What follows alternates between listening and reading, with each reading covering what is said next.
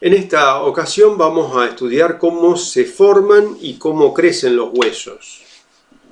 La osificación es el proceso mediante el cual se forma el tejido óseo a partir de otro tejido conjuntivo. Vamos a estudiar dos tipos de osificación, la intramembranosa y la endocondral. La osificación intramembranosa se produce a partir de una membrana de tejido conjuntivo fibroso y es característica de la formación y crecimiento de los huesos planos y los huesos cortos. La osificación endocondral se va a producir a partir de un modelo de cartílago hialino preexistente y es la que caracteriza a la formación y al crecimiento de los huesos largos. Tanto en la osificación intramembranosa como en la endocondral vamos a observar la participación de distintos tipos de células óseas, que son los osteoblastos, los osteoclastos y los osteocitos. Los osteoblastos son células secretoras que están especializadas en la función de producir matriz ósea y que luego de un proceso de maduración, estos osteoblastos pueden diferenciarse, pueden transformarse en células maduras u osteocitos. Los osteoclastos son células óseas que se encargan de la reabsorción del hueso. Y los osteocitos, como dijimos, son las células maduras que provienen de la maduración, o sea, células óseas maduras que provienen de la evolución, de la diferenciación de los osteoblastos, y son las que se encargan de mantener la integridad del tejido óseo. El proceso de osificación intramembranosa que caracteriza a la formación y crecimiento de los huesos planos y cortos requiere de una membrana de tejido conjuntivo fibroso.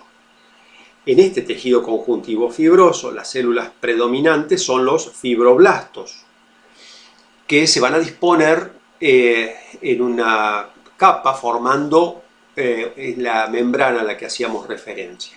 Estos fibroblastos se van a transformar en células precursoras de hueso, que son los osteoblastos, que van a comenzar a producir matriz ósea y posteriormente estos osteoblastos se van a transformar en osteocitos.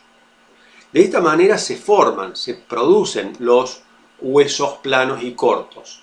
Ahora, el proceso de crecimiento de estos huesos se va a concretar mediante un proceso que se llama aposición, que consiste en la acumulación de tejido óseo en capas sucesivas sobre la superficie ósea original que se había formado. La osificación endocondral, aquella que caracteriza la formación y crecimiento de los huesos largos, requiere de un molde de cartílago hialino preexistente que va a ser sustituido por tejido óseo.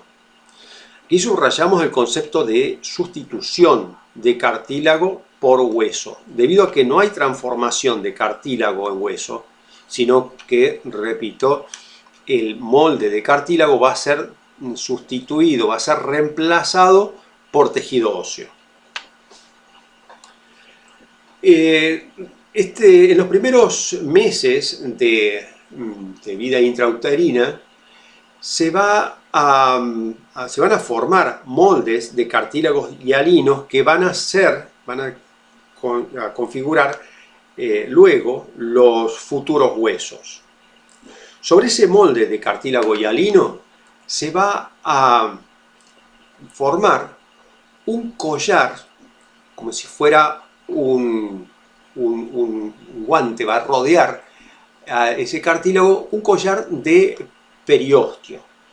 Recordemos que el periósteo es una delgada capa de tejido conjuntivo fibroso, ricamente irrigada, o sea, con un gran aporte de sangre, y a través de la sangre van a llegar los nutrientes necesarios para sostener metabólicamente este proceso que estamos describiendo. Entonces, sobre el cartílago se forma un collar perióstico, acá lo estamos viendo en otra imagen, vemos el molde de cartílago, el periósteo, y debajo del periósteo se va a formar una capa de tejido óseo compacto, que luego va a ser la que va a dar origen, va a dar lugar a la cortical ósea de la diáfisis. En la porción media de la diáfisis, vemos aquí en este punto 3, va a penetrar un vaso sanguíneo que va a estimular a los fibroblastos a convertirse en osteoblastos, que van a producir la matriz ósea y transformarse en osteocitos. De esta manera se va a formar el centro de osificación primaria en el interior de la diáfisis, constituido por tejido óseo esponjoso. Aquí vemos entonces en otra imagen el mismo proceso, la formación del centro de osificación primaria, que, como decíamos, está constituido por tejido óseo esponjoso. Recordemos que el tejido óseo esponjoso está formado por espacios denominados areolas, delimitados por laminillas óseas. Esas areolas van a ir creciendo sucesivamente y se van a ir uniendo para formar el canal medular, que va a alojar en el hueso maduro a la médula ósea. De una forma similar, en las epífisis del futuro hueso, ese molde de cartílago, van a penetrar vasos sanguíneos para formar los centros de osificación secundaria, de una manera semejante a la que se había formado el centro de osificación primaria. Aquí vemos en otra imagen este proceso. En las epífisis penetran vasos sanguíneos que llevan el aporte a través de la sangre, van a llevar el aporte de nutrientes, que es lo que va a sostener metabólicamente ese reemplazo de cartílago, de ese molde de cartílago original, en tejido óseo esponjoso en la epífisis.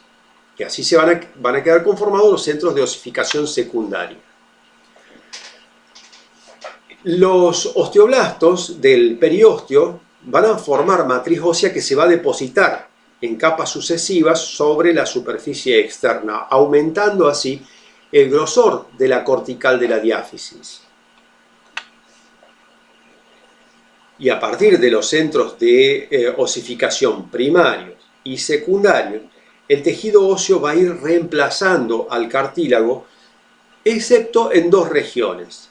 En la zona del cartílago articular, marcado aquí, y en la zona donde confluyen el centro de osificación primaria con ambos centros de osificación secundaria, que esta zona va a denominarse placa epifisaria. Aquí tenemos una imagen en detalle de la formación de la placa epifisaria.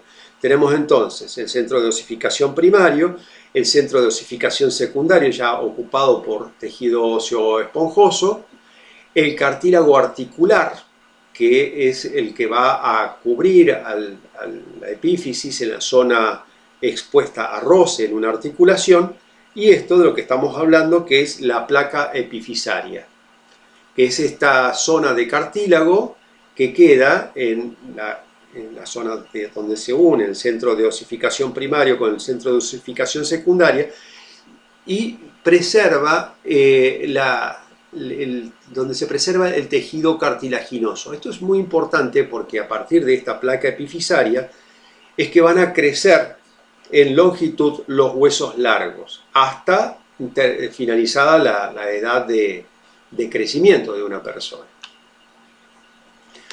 ¿Cuáles son los factores que regulan el crecimiento del hueso? Todos estos procesos van a estar regulados por factores alimentarios y factores hormonales fundamentalmente. Entre los primeros vamos a tener los aportes de minerales específicos, el calcio y el fósforo fundamentalmente, y de vitaminas que van a regular estos procesos. Entre las más importantes está la vitamina D, y además también tienen su valor, su importancia, las vitaminas A y C.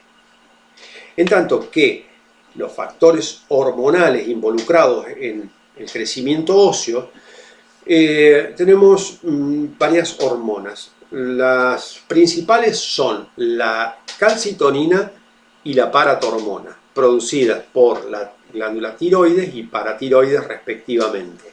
También la somatotrofina, la hormona del crecimiento, producida por la glándula hipófisis, y la hormona tiroidea van a ser sinergistas, van a colaborar en esta regulación del crecimiento del hueso.